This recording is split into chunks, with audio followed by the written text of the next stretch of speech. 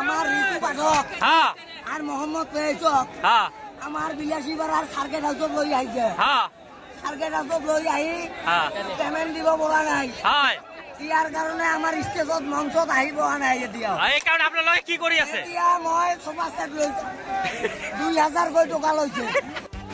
এতিয়া শুনক জনতাই এই ৰুদ্ৰমূৰ্তি ধৰা আনৰ কাহিনী আয়োজক সমিতিয়ে আজি যেটো অনুষ্ঠান ইয়াতে আৰম্ভ কৰিছিলে 2000 ৰ পৰা 1500 টকা টিকেট সংগ্ৰহ কৰি আয়োজক সমিতিয়ে এটা অনুষ্ঠান ইয়াতে আয়োজক কৰিছিলে দৰ্শকৰ বাবে কিন্তু অতি দুখ আৰু পৰিতাপৰ বিষয় ৰাতি 1 বজালৈকে যেটো মূল শিল্পী সেই মূল শিল্পীক মঞ্চত উঠাব পৰা নাছিলে আৰু যাৰ বাবে ৰাইজে ক্ষোভিত হৈ চকী মেচ আদি ভাঙি চুৰমাৰ কৰে স্বাভাৱিক কথা আৰু এটো হ'ব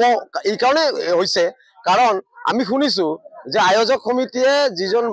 মূল যিজন শিল্পী সেই শিল্পীক পেমেন্ট কৰিব পৰা নাই আৰু পেমেন্ট কৰিব নোৱাৰাৰ বাবে মূল শিল্পীয়ে মঞ্চত গীত পৰিবেশন কৰা নাই বিলাসীবাড়াত মোহাম্মদ ফেয়াজৰ কনসাৰ্ট বিলাসীবাড়াত আয়োজক সমিতিয়ে পাতিছিল কিন্তু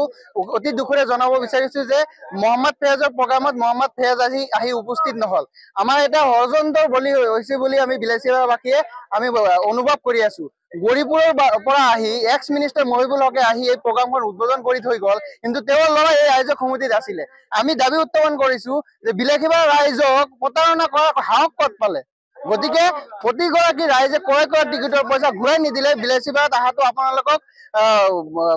আহাটো বন্ধ কৰি দিম